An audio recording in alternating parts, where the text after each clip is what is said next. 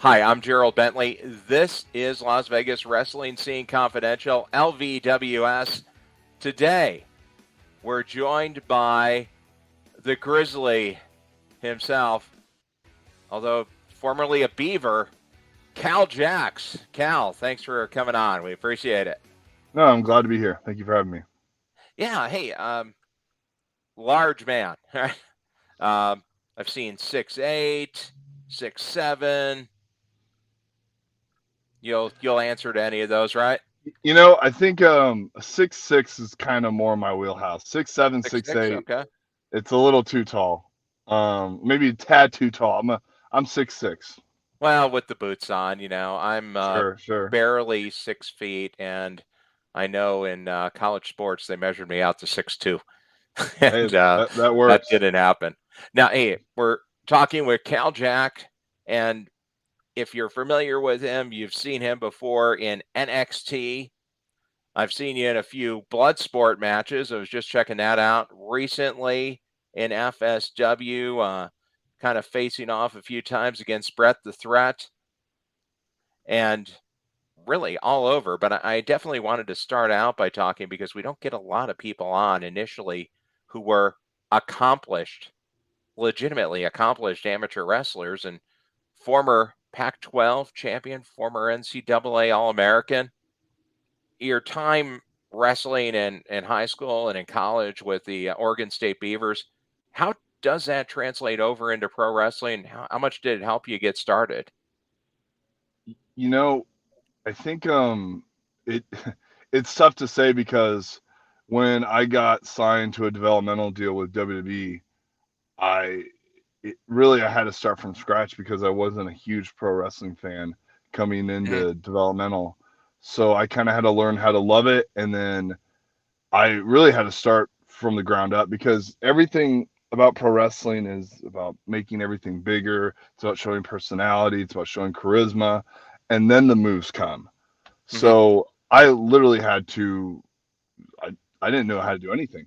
So the translation from college athlete to pro wrestler, WWE, NXT wrestler, it was a huge stepping stone for me because then it comes from you have this shoot background, as they say, you're this Yeah. accomplished amateur, and then all that kind of has to not go out the window. It just has to be set aside until you could figure out what you are in the ring, and then you could bring that side back once you understand how to do everything.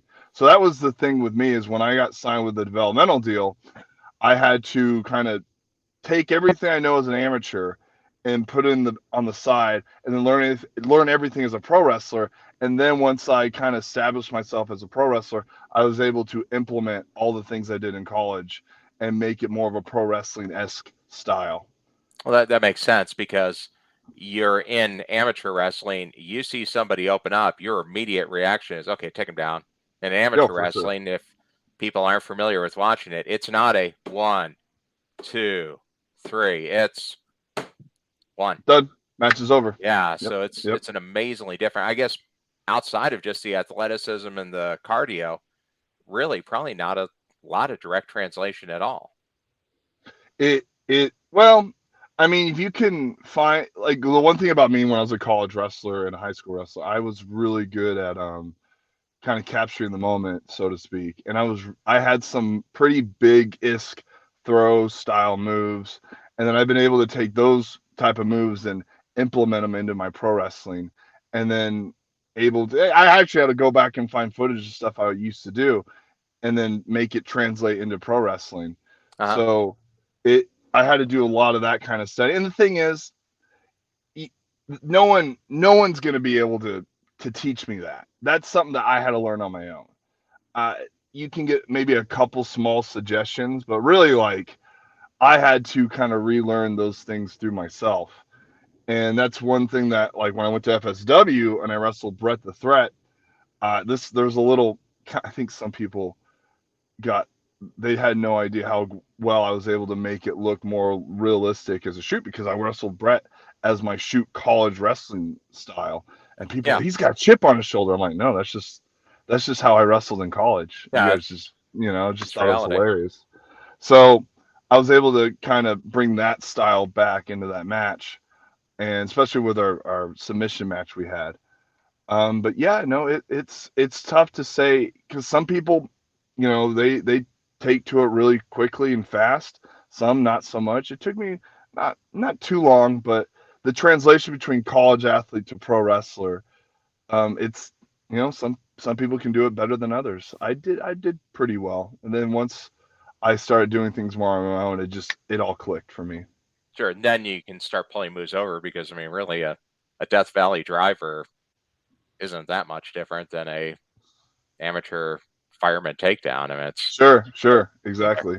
and Yeah, how about the WWE experience? I mean, you were in there with some great talent, Juice Robinson, Baron yep, Corbin, yep. Angela Dawkins. What was the learning experience like in the WWE? How does that help you in your maybe in your current role where working with dark arts, helping do some of the training with those guys? Do you You, see I yourself pulling back from that time?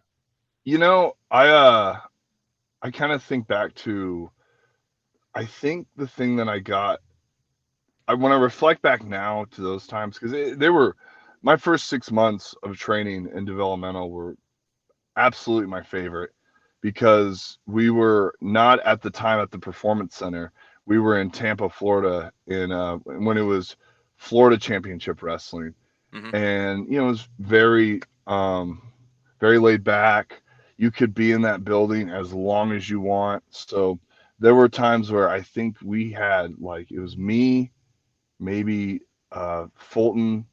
The time he was Travis Tyler, but his name now is Dak Draper, Angelo Okay, Dawkins, and I think we did like a 10-hour practice once where we were just in there just working on stuff, trying stuff, and we just stayed in there. And then Norman Smiley, the great Norman Smiley, who everyone says nothing but great things about, he's an encyclopedia of knowledge sure, of how to do pro wrestling better than anybody. He's easily the number one coach they have.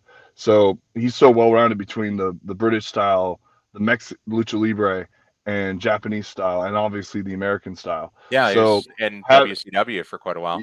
yes, yeah, he was, and having him kind of just especially me as a guy who never did pro wrestling go in, he was able to, and he had an amateur wrestling background too, which a lot of people don't know about. So he was able to take stuff and make it easier for us to adapt. And he was just such a great coach. And the talent that I started out with, that's talent that's still there. You see, like Sure. Braun Strowman, Chad Gable, like you said, Angelo Dawkins, Baron Corbin. Um, who else was around? Montez Ford, um, not Uha, but Apollo Cruz. Like those are all guys that I broke in training with and did a lot of stuff with. He's not there anymore, but I'm going to see him in a couple weeks. Kalisto. Oh, So sure. yeah, and the thing is, and it's funny because a lot of guys don't know that I know how to do technical wrestling. I know how to do holds. I know how to call spots, and it's funny enough. Like you may not see my character do that kind of style of wrestling, but I know how to do it. That's the one thing I do at Dark Arts, and like I love the crew we have over there and the students. We don't have a lot of students, but I said from the get go, I'm not looking for 30 or 20 kids to sit on the peanut gallery.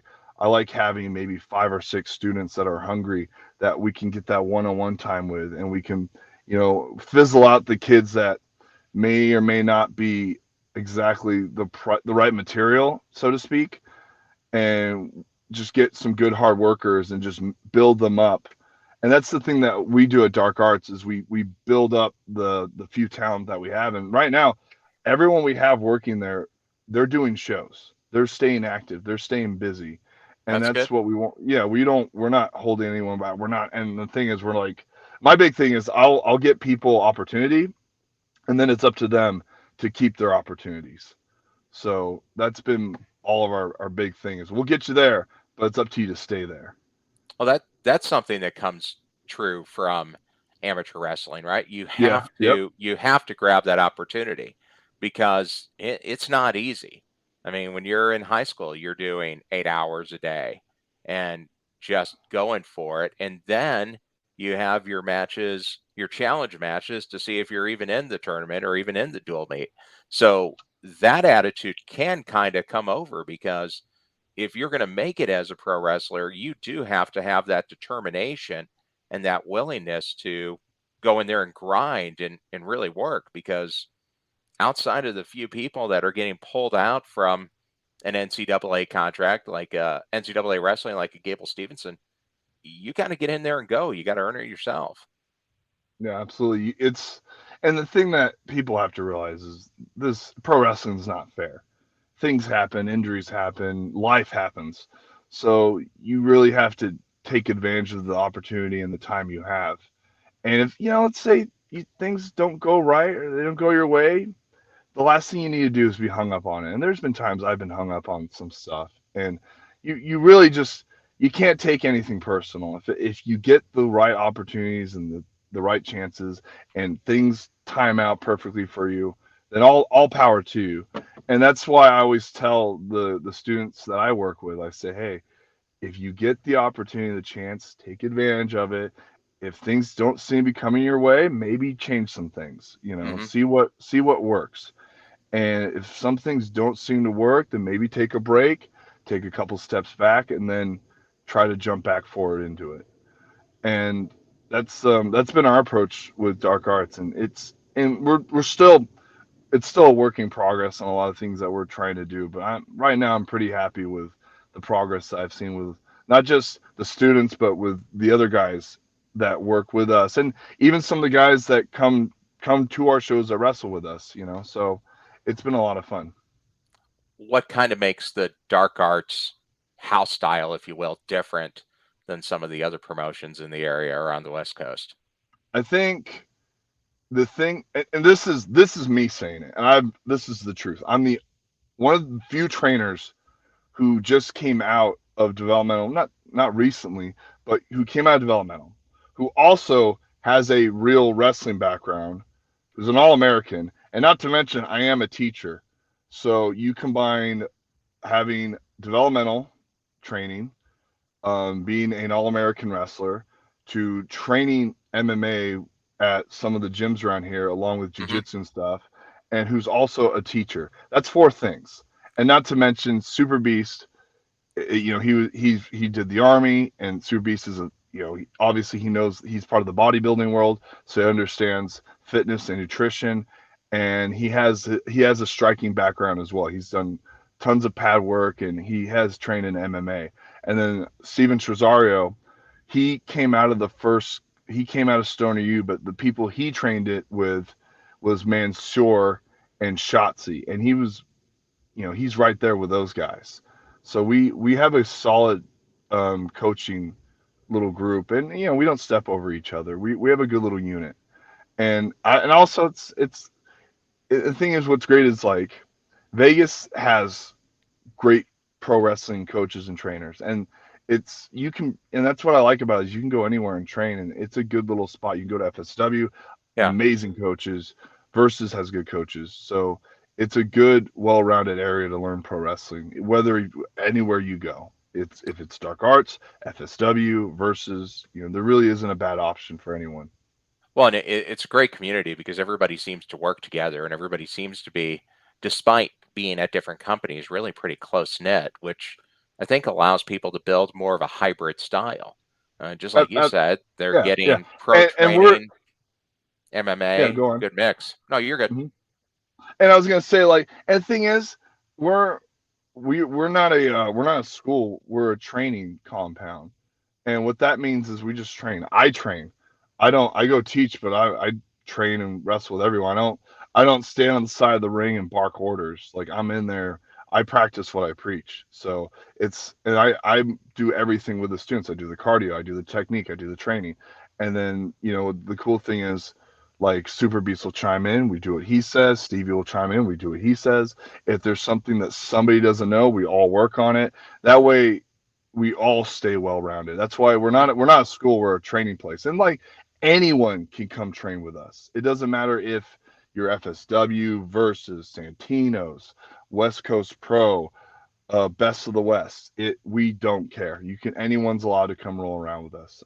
We don't We don't say, oh, you know, blah blah blah, you can't do this and that because we're whatever. It's like, no, we just train. I like training, and the only way you get better at pro wrestling is if you have different bodies and different type of people to work with. That makes you more well-rounded. It makes you more Hmm. adaptable. It gives you a better skill set. And the thing that I take pride in as a wrestler, I can wrestle a guy who's small, very small. I can wrestle a guy who's bigger than me, like 500 pounds, and I will have something to do to adapt to whatever style it is, whether it's lucha libre, European, Japanese. It doesn't matter to me. Well, and that's pulling in the styles make fights. If you Mm-hmm. only know one style, you're going to have some pretty dull fights if it's not that style because, you can only chop so much. Eventually, you got to do something. Yep, Now, absolutely. what I know what eventually got you in there. What got you into professional wrestling? Well, as I watched as a kid, but I wasn't like a super fan. I watched it on occasion. I didn't, you know, it's tough because when you come from the world as a collegiate wrestler, you know, we don't show emotions. We're very stoic. We try to keep things bottled up, and you know, pro wrestling's the complete opposite. Zach, sure. So it wasn't until Gerald Briscoe approached me my sophomore year in college when he came to my conference tournament, and he was already there scouting for other heavyweights. He was, you know, and he saw me and he saw a guy who had a lot of charisma and passion. I think in my semis match, I was wrestling a guy who I wrestled a few times, and I threw the guy with like a body lock that you may have seen me throw a couple body locks in pro wrestling. Threw him Hmm. similar body lock, popped the guy over, pinned him, did a big fist pump, and I think Gerald Briscoe knew, he's like, that guy's got something right there. So he came up to me after the tournament and said, "Hey kid, I like what you do out there." And he gave me his card, gave me a little WWE card. I thought that was really cool. I kept it in my wallet, Yeah. and he said, "If you ever become an All-American, you let me know, and we'll get you a tryout for WWE." And I said, "That's very cool." So after my senior year, we kept in touch. He brought me into Tampa. I did a tryout with the WWE along with a bunch of talent. I think at the tryout we had myself, Dax Harwood, Sami Zayn, Angelo Dawkins, Sawyer Fulton, Travis Tyler, who's now Dak Draper. We had a few, Sasha Banks. Okay. Um, I think we had, I think a couple other ones. I can't really recall off the top of my head. But I think we had maybe out of 20 people, 10 people got signed. That's a lot So of names. it was a big group that got signed out of it. And it was cool to be part of it. And what was awesome on my the last day of the tryout, they pulled me aside and they're like, "Hey, we don't normally do this, but you're gonna get signed. So just be you're gonna hear from us in a few months." And right when I heard that, I'm like, I know exactly what I'm gonna do now. You know, I had something to do after college, which I was Hmm. really happy about. So I knew, and they don't do that anymore. They wouldn't do that now if you know they never do that. So it was cool that they pulled me aside and they said, "Yeah, you're gonna get signed. So just be ready." Do you think there's an advantage to coming up into a developmental system like that versus going through the independence, or is the best mix something like what you guys offer now with the experience at Dark Arts where you have somebody that's familiar with that system, somebody who did submission, somebody who did MMA, and you can really get a rounded view of the sport, if you will. I think it depends. I'm gonna pull from examples that like I look at Angelo Dawkins, for example. Dawkins didn't do any pro wrestling at all. Zero. Same as me. He Yeah. came out of junior college straight to developmental for WWE. And he didn't it took him like 7 years in developmental to eventually get called up to the main roster. Roughly 7 or 6 years, which is a long, long time in developmental. They don't it right now. It's like you have to 2 or 3 years, then you have to get called up.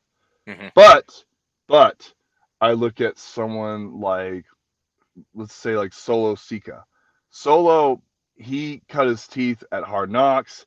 he cut his teeth at FSW Hmm. and immediately came there within 1 or 2 years.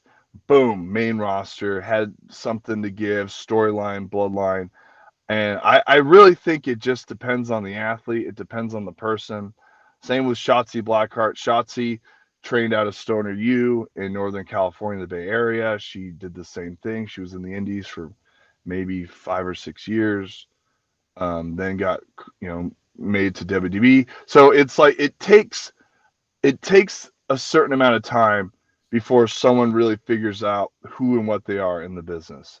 Some people just figure out right away. So it could be really, it's really up to the person. There's really no right or wrong answer Yeah. that I could give that could say this is better, this is the way. It depends on the athlete. Well, and your personality, right? How can you convey yourself? Because there's not people out there right now that are conveying themselves and generating that personality much more than a Sami Zayn or a Shotzi Blackheart are. So Sure. that's definitely Yeah, part of yeah, the equation. yeah, yeah. And that was something that, like, I remember in developmental. I think I probably watched like 6 or 7 tryouts people had during my time in that 3 years. And the one thing that I noticed that was an ongoing theme is you have to be coachable, you have to have personality, and you have to be likable. And obviously, I think having a personality and likable kind of go in the same thing. But as long as you're Mhm. coachable, athletic, and have a personality, you're gonna get signed. Um, if you lack one of those things, it's just not going to happen. So that was something that, like, I noticed. And people ask me, Cal, what's something do I need? I'm like, hey, you need to be coachable. You need to follow directions. You can't butt heads with the trainers there. You have to learn to do you have to just learn to do what they want and then make it your own. You have to have a personality, which so that people, they can gravitate towards you when you're on camera, and they can find you relatable in some kind of way, or they find you interesting. And you have to be athletic. You have to be able to do the things that they want you to do. If you can't step on your feet, you have to have good footwork. You have to be able to move around the ring in a way that you look like a pro. You have to have some kind of pro athlete quality in order to make it there. And those are the things that I've noticed. You have to have those three things Yeah. in order to get signed. I think in any of the major promotions right now, because yeah, Impact, they're touring around. They come to Vegas often. AEW's going. New Japan Wrestling just in Vegas recently. WWE, Ring of Honor. It looks like they're going to get fired up again starting in 23. There's no more just getting in the ring and plodding around a bit. I mean, you have to go. And guys your size are doing tope suicidas. Yeah, bless their heart. I don't know why they should. If I was to do You're one, not doing those, huh? well, I'll do a shoulder block, but I'm not gonna. If Here's what I think, and this is just my opinion. Yeah. If you can be a big guy and be athletic, but if you're gonna be a big guy and you're gonna do something like that, you better hope you're having at least 3 or 4 guys catch you. Especially like if you're my size at 6'6", 285 pounds, because it would make zero sense for me to do a tope suicida on a guy who probably weighs under 200 pounds. Even that, 240. Why? So Yeah. In a that's suspension of disbelief, that doesn't hold too well. So the ring I'd be like, psychology is kind of out. yeah, I would. If a 400 pound guy said that he's gonna do that to me, I'm like, I'm just gonna step to the side, buddy. There's no way I'm gonna try to catch you unless I have some help or something. That's the part where I think there's when people say big guys shouldn't be athletic. If that in that regard, yeah. So, but yeah, there are some big guys that can do some athletic stuff. But can they really wrestle? Not many. Not many know how to actually move like a real wrestler. Anyone can do a backflip off the diving board, but not everybody can shoot underneath somebody and pick them up and slam them and make it look effortless. No, I mean, in terms of legitimate technical backgrounds, you and Jake Hager are probably really close to the top of the list right now. I would say so. Yeah, it's a good comparison. Now, you did just mention to make something your own. Talking about making something your own, you're working on making your own promotion, I believe. Charter Pro Wrestling got a show coming up 11/11/22. It all adds together. What is that? What's that going to be about? What's going to make Charter Pro Wrestling different? So I the main thing that I got to give also I got to give props to Ricky Tenacious with Big Valley Pro, because him and I Sure. talked about going to a school that we might teach at and then being able to bring pro wrestling, and he did a great job at Pinecrest Cadence, which I was on that show, and he talked to the AD. He was able to get a show there, and he was able to make a fundraiser out of it. And I said, Hmm. God, you beat me to it, Ricky. um so pretty much Charter Pro Wrestling, just another show to give people opportunity to work at.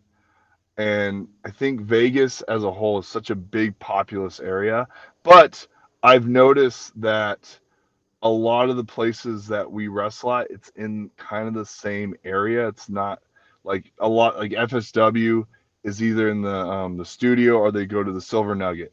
Hmm. Versus is in the same, at one point they were in the mall. Now they're in another spot, kind of in that art district area. Same with Dark Arts. We are only in the Nerd Bar. So for me, I was like, well, if I want to do a pro wrestling show, I'd rather do it where we don't have the same casual Vegas fans. I'd rather bring pro wrestling to a school that maybe they're familiar with me, maybe they're familiar with Ricky, maybe they're familiar with somebody, and we go there and we make it a fundraiser for in this case, I'm fundraising for the Slam wrestling team, and Okay. they have a great wrestling program, and I'm going to be one of the coaches this year at the high school. So it's a kind of a cool little introduction for me and the wrestling team to do a fundraiser for them. And pretty much the reason why I call it Charter Pro is my goal is I just want to do shows in Las Vegas charter school system. Okay. Uh, the goal is to go to um, whatever charter school would like to have a pro wrestling show, go there, do a fundraiser for them, and put on a great show for the kids and the family in the area, the community in the area. And so, for example, Slam, the school, it's in the Henderson area. So, and I don't see too many pro wrestling shows in Henderson. So, being able to do a show in Slam, which is it's a wrestling it's a wrestling school, and fundraising for it, I'm hoping that it could bring a lot of people that aren't familiar with pro wrestling watching it. So So, it should be a fun show. so you're going to be coaching the amateur wrestling program. Is that Yes, I'm gonna be okay? one of the coaches. One of the Yeah, yeah, coaches, and then they're also under the tutelage at some points of the songbird of professional wrestling, Ricky Tenacious, huh? yeah. So Ricky also, he's a substitute teacher, so Hmm. he bounces around from school to school. And he no by no like we both have our own separate things, but Sure. we have a so it's just funny that we both did we're both trying to target charter schools, and it makes sense. Charter schools are a lot easier to work with. It's tougher to do this kind of thing through the Clark County School District. Yeah. So being able to, and not to mention like being the fact that I am one of the teachers that work at Slam, it's very nice to get a gymnasium, get a spot with bleachers and seats and everything, because that's really hard to come by Hmm. in Vegas. So I'm very fortunate that I get the opportunity to come to the high school and put a show on there. Very happy about that. Well, I think it'll be really neat too for the students to see you out there, see Ricky out there, and also benefit directly from the returns, and I'm sure have a great night of entertainment, get another avenue, get another chance for people to work, because it really is a big, vibrant community of pro wrestlers in Las Vegas. Just starting this show for LVWS, I've been surprised at just how active it is and how many how many people there are, how many different promotions are going. They just had the Hard Hat Lounge just opened up, and they did an all-night wrestling show. And then you had last weekend Impact Wrestling twice. FSW did their big show. Pride Style had a show. Grap House had a show. It's just really unique versus the rest of the country, and it gives everybody a chance to get out there and get seen, which I think is the most important part. And I think what's great about Vegas is it's slowly but surely there's more and more pro wrestling to be had. And I think the fact that the more wrestling there is, the more opportunities guys will get in the area. And that way, whatever the content or whatever matches they can get, that's going to give them more opportunities to, fly out and venture out of Vegas to do more shows, Mm-hmm. outside the state. And I think that to me is probably the most important thing. Are guys that they get their reps in, they get their matches in, and then they're able to network and go connect with other promotions from all over the country. That to me, I think is the biggest draw that guys should have in the Vegas wrestling scene. The last thing you want to do is get complacent and think, oh, I just need to wrestle in Vegas. It's like, no. You need to venture out. You need to get those wrestling life experiences that you don't necessarily get if you stay in the same area. But if you get your reps, the more matches, the better. And then that could lead to other opportunities. That to me I think that should be the ultimate goal for everybody that lives in Vegas. Don't stay for one promotion. Try to wrestle at every promotion. Try to network. Try to connect. Because there are other fans that are specifically only watching one promotion. And the more fans, the more people you can get eyes on you, the better it is for you and the better it is for the entire area for Vegas. Yeah, true. So, kind of saying what happens in Vegas shouldn't necessarily stay in Vegas. You Not should for get pro out and move wrestling. around. No, you need to travel as much as you can. You got to network, you got to hustle, and it's best to get as much eyes on you because that's theoretically the more popular you get as a pro wrestler, the more opportunities you're going to get. Mm-hmm. And I think that's some things that the guys need to understand. Don't and that's why we're a training compound. We're not a school. So it's best for the guys to figure that out. Otherwise, it's like, you don't want to be wrestling in the same area for 5 to 10 years and not have anything new happen to you. And that's what's cool is about having, like you said, Pride Style, Grap House, FSW, Dark Arts. Now we have obviously like Big Valley Pro. Now we Yeah. have Charter Pro Wrestling. And what's good is as long as all these promotions hit different areas of Vegas, and then when whoever gets that following, when they have another show, they'll bring fans to that promotion. Mm-hmm. If they go to another promotion, they'll bring fans to that promotion. And that's only going to build the pro wrestling area for everybody. Oh, absolutely. Build it up. Now, hey, I don't want to gloss over the teaching part because that has to have created a few unique interactions with parents and with the kids. Do the students ask you about your wrestling career? Do they just ask you, "Hey, are you a pro athlete?" Just because of your size? I mean, you're an imposing guy. It's funny because like when I'm teaching, I meet a parent or two. I think there's always like, what is he has to do something else, and I get that all the time. Mm-hmm. I get that everywhere, and that's the one thing that like I'm not gonna gloat or anything, but it does feel nice to know that I look like the typical pro wrestler, maybe from the old more so from now. And being that I am 6'6", 300 pounds, I stand out more so than your average pro wrestler nowadays. But I get a lot of the questions I get are, hey, do you know this guy? Have you met John Cena? Have Mm-hmm. you met this person? Have you met that person? I'm like, yeah, I've met that person. I've met that person. And actually today, there was a high school student that came up to me and he goes, Mr. Jack, you were on Breaking Ground. I was like, yep, I was on Breaking Ground. He's like, I knew it. I love that. I'm like, oh, I was on that. And that happened today. And that was a kid that I never told I was a pro wrestler, and then he brought it up to me when I was in the office. So it was kind of funny. Yeah. But you never know. Randomly, there'll be a kid or two that will remember me from my developmental days. So, but yeah, occasionally I'll get it. Actually, this is kind of funny. There was a student today who was a little too rambunctious, a little, a little all over the place, and we had to send him home. And the dean of discipline talked to the mom and said to the mom, "Hey, your son, he doesn't listen very well.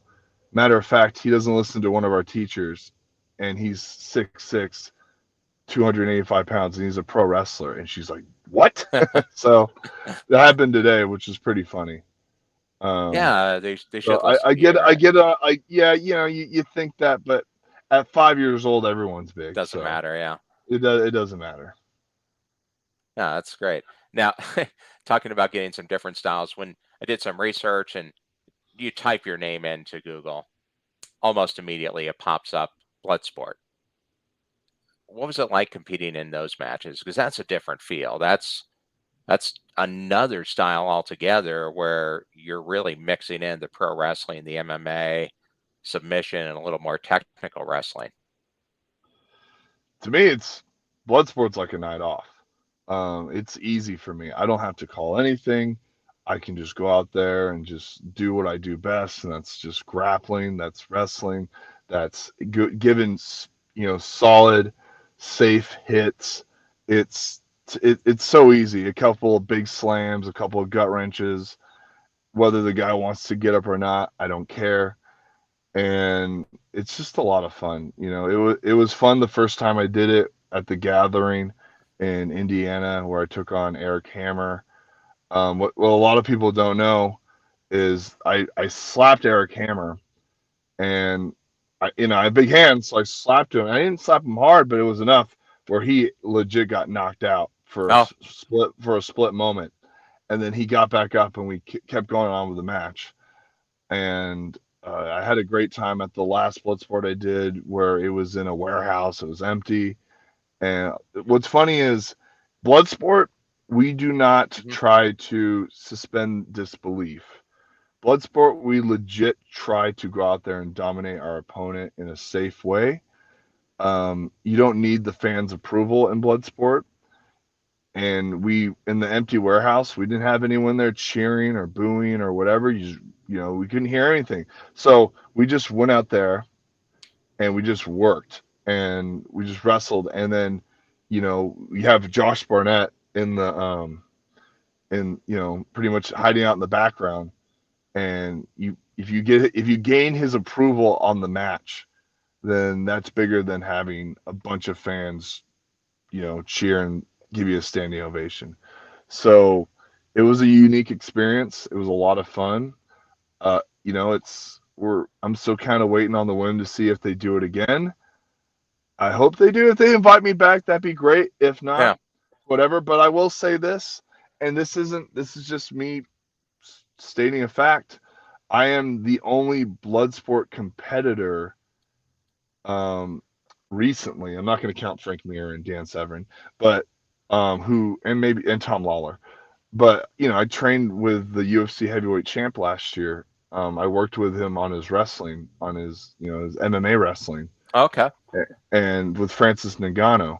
So nobody else from Bloodsport, who actually, to be honest, no one from Bloodsport has trained with the UFC heavyweight champ, who's trained with actually two UFC heavyweight champs. Because also, when I was in college, I did train with Daniel Cormier at the OTC.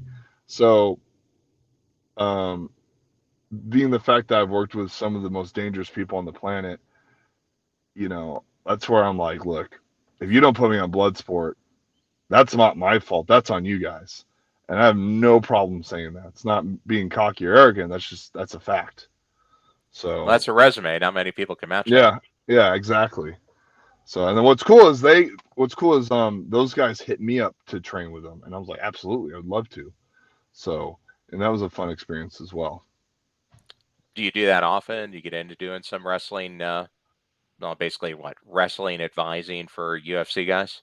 I love it. And what was cool is when I went to the slam, the school, I just was in there and they have a couple MMA guys in there. And one MMA guy stopped and he goes, "Hey, you're that guy that worked out with so and so, and I saw you train with this guy and that guy." I'm like, "Yeah, that was me." He's like, "Man, I would love the opportunity for you to help work with me on my wrestling." I said, "Hey, man, soon enough, maybe in November-ish, when season starts kicking up, you come in the room. I'd love to give you a few pointers." So to me, it's fun because like I am a teacher, I'm a coach, and the opportunity to kind of give knowledge and break things down in a way that I like to do it, and seeing the fruits of my labor Hmm. come to fruition, it's rewarding for me because like it gives me that satisfaction of, oh, what I say carries over. That means a lot to me. And I've coached for a long time. Right when I was done with developmental with WWE, first thing I did was I went and started coaching high school wrestling. And I started coaching high school wrestling in the state of California at my old high school. And I think I had 4 of the 5 years of me coaching.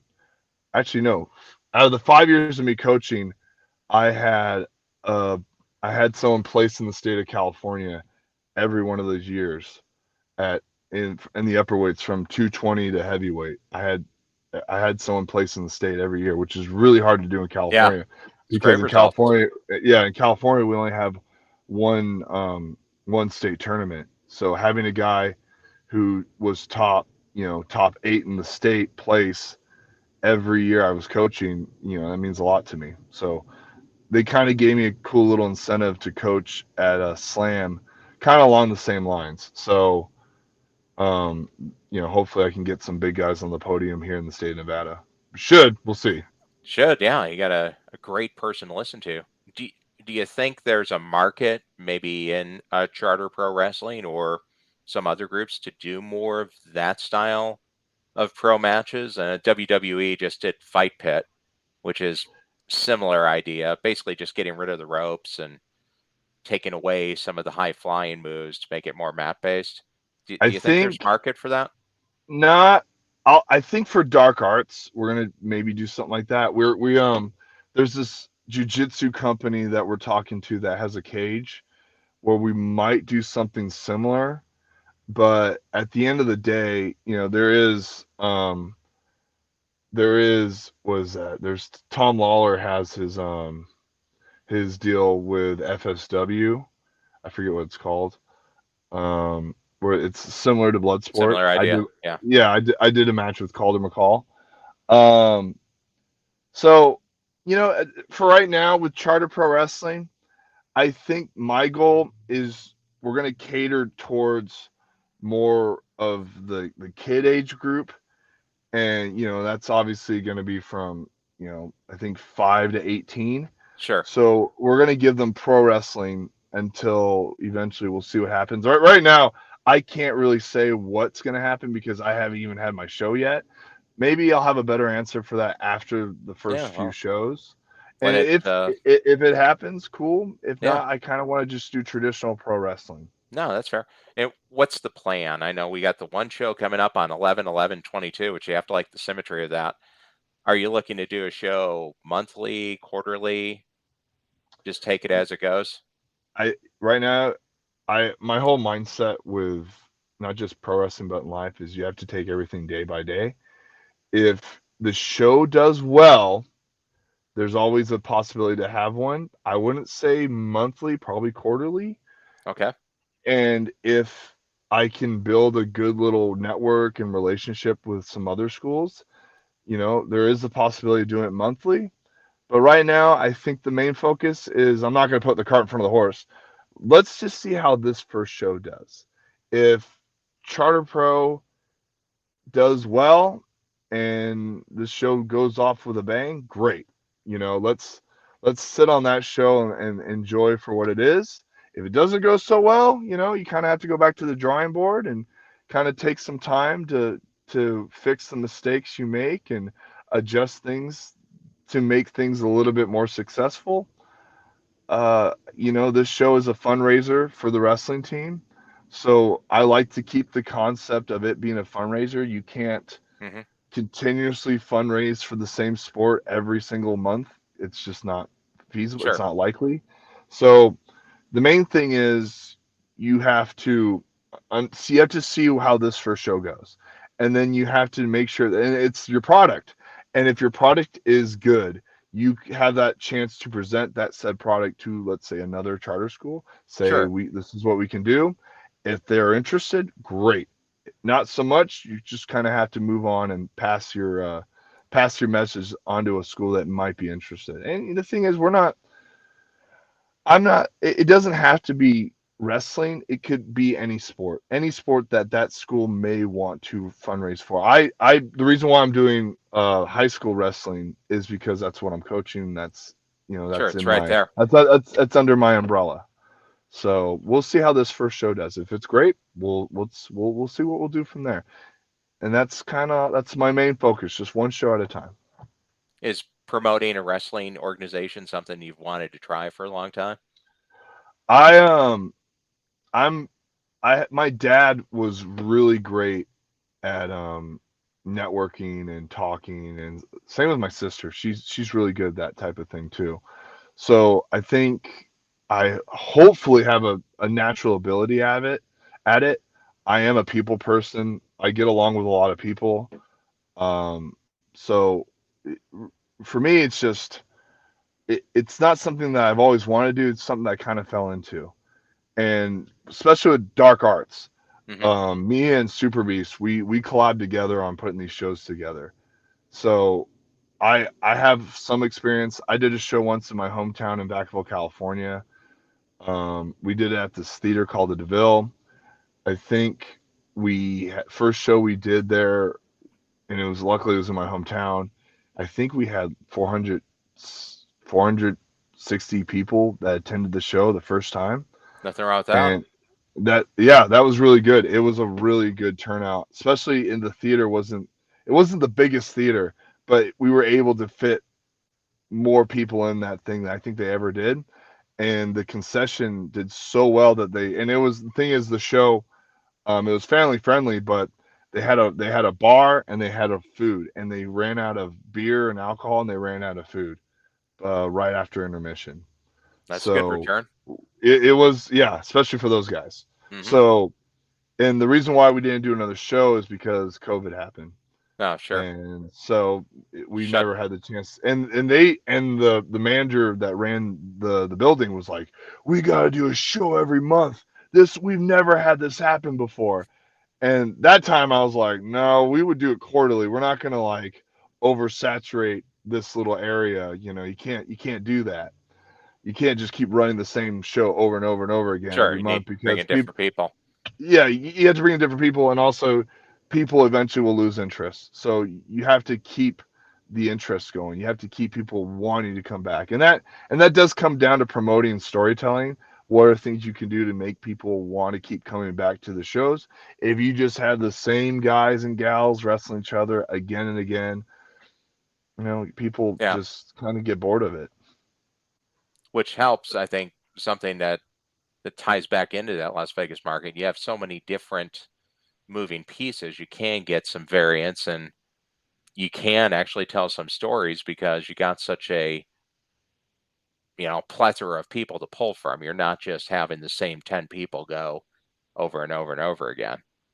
Yeah, that's something that I think people kind of need to acknowledge, is that you can't look. You should have your players in your promotion, but your guys should work and wrestle other people that don't necessarily work at your company that often. That way you keep matches interesting. Like you said, styles make matches. So Hmm. that's kind of my thought process. And like right now, I'm not gonna make any match announcements at the moment for Charter Pro, but I will say there'll be some stuff that people haven't seen. There's some guys that may request on wanting to work certain people that they've never had the chance to work. And there's a couple tag teams that are wrestling that have never squared off. And there's two girl wrestlers that are going to be in the match that not a lot of people have ever seen. So, Good. yeah, so this show for me, it's more or less about it being new. And it's just going to be more of a family friendly show. It's, it's not, we're not going to do anything explicit. We're not going to do anything hardcore. We're just going to have just straight pro wrestling from the beginning to the end. No, that's great. And we'll have more coverage on it too on LasVegasWrestlingScene.com. You'll be able to track that as it gets closer. And of course, you can subscribe to the YouTube channel, Las Vegas Wrestling Scene on YouTube, and catch this interview and then also other nuggets about the show as it comes up. We'll be sure to get that out there. Hey, just kind of winding down here, I did see you had mentioned your dad. Your dad was a collegiate wrestler as well, and I heard he actually is one of the few wrestlers that can say he pinned Dr. Death back in Yeah, college. yeah. He wrestled Dr. Death twice in the same day at this tournament. He beat him like round one, and then my dad ended up losing the semis, and then he wrestled Dr. Death again in for third and fourth and pinned him again. That's a So pretty neat story. yeah, and the thing is, my dad, he wrestled Dr. Death. He was training for the 1984 Olympics, and one of his training partners was Gary Albright, who was a big deal in Japan. And then my dad had some scraps with like Dan Severin. So, he has a huge, he's wrestled some pretty legendary names of the business Yeah. in real wrestling and in collegiate wrestling. So, and freestyle wrestling. Um, so, and Greco-Roman. So, Hmm. yeah. So it's like, it's funny because it's like a lot of people, they have that legacy thing. And I'm like, look, I'm not necessarily a legacy, but my dad did wrestle some legendary guys. Second generation in a way. Yeah, in a way, in a weird, in some kind of way, you could kind of say that. So, Well, hey, kind of winding down here. Want to get into the Las Vegas Wrestling Scene Championship round. Got our championship belt here for this week's champion, Kal JAK. awesome. Favorite wrestler of all time? Favorite wrestler of all time. Um, I'm gonna have to say that's a good question because for me, it changes all the time. It has to be someone I could watch over and over again and pick up something new from them. Uh, I gotta kind of think about that. I mean, I think I'll study somebody based off their selling, based off their moves, based off of stories. But I mean, like, I think as far as I have to, I'm stalling a little bit It just could to be a try to couple think of it. people. Yeah, Maybe I mean, somebody for interview style, somebody for in ring style. I Take a mean, couple answers. It's okay. I, I think I like, obviously, I like Kurt Angle because I met Kurt Angle at a wrestling camp when I was 9 years old, before he was even in WWE. And it was just like a couple years removed after he won the Olympics. Hmm. So, um, I could say Kurt Angle. I think, as a kid, it was Macho Man, easily Macho Man. And I think as I get older, the guy who I kind of watch the most, just based off of like ring presence and just how he carries himself, is, I'd say like Randy Orton. So I'm gonna say those are my three. It's gonna be Macho Man, Randy Savage, Kurt Angle, and Randy Orton. Good answers. What about your dream opponent? Somebody that you'd like to get into the ring with? I think the thing is, anybody who I wrestle, I like having those moments where people are like, God, Kal is strong. Kal is really strong. Kal can pick up that guy and slam him. That guy's big. Uh, so realistically, it's, I don't really have any dream opponent. There's not really anybody who I'm just like, I want to wrestle because I can wrestle anybody. Um, I mean, I'll say like what I kind of, whenever I go to the gym, I'll try to visualize, and like what keeps me motivated Yeah. is I'll think of an opponent that I'm like, man, if I wrestle that guy, I would have a lot of fun throwing him around or having just a great match. I think like Roman Reigns would be a cool example. I've trained with him. I've done tons of stuff with him when I was in developmental, Braun Strowman would be a fun guy to hit on a gut wrench Sure. and just have that moment. You know, if I was to go to New Japan, there's plenty of guys over there I would love to wrestle. Like Ring of Honor, same thing. Impact, sure. But mainly I'm gonna aim up high. Also, I'm friends with them. I've trained with him a few times. He's a good dude. I'd love to wrestle John Moxley. Okay. Yeah. That would be definitely a dream opponent. And him and I actually talked about if we were to do a blood sport match. So, that'd be a really cool dream opponent. That would be neat. Got to get that as a main event at I guess, an age-limited charter wrestling event. I don't know if You that'll never know. happen. Yeah, he doesn't live in Vegas anymore. So No, moved to Cincy. yeah, so who knows? What's your favorite type of match? Do you have like I a stipulation match? I think for me I really just like straight regular one fall pro wrestling match. I'm not a fan of everyone. It's teach his own, but I'm not a death match style wrestler. I'm not necessarily into that. So I just like a classic. Hey, give me 10 to 12, and let me go out there and work and just have a regular pro wrestling match. That's my favorite kind of pro wrestling match. And the guy, it can literally be anyone. It doesn't really matter as long as they can hang with me and I can hang with them. That it realistically doesn't matter. Okay, great. And last question. What's the next goal? It sounds like the next goal is the days that add up and it all comes together 11/11/22 just to It make all that adds up. show a big deal. It all adds up. Yeah, Charter Pro Wrestling. that right now is my main focus. The ultimate goal, and I think this is where guys and girls, I think this is where they need to think about what is your ultimate goal. Realistically, my ultimate goal is just to always keep improving in pro wrestling.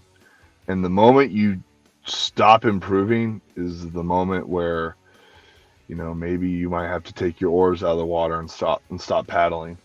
And it's funny because I had a match recently in Washington, and I did a few things I haven't done before, and I'm gonna hit 10 years January 26th. I'll officially hit 10 years in pro wrestling, and there's still stuff that I've yet to do and attempt, and that to me is actually really cool. I think guys, when they find their second stride or they catch their second breath in the business, it kind of revamps them.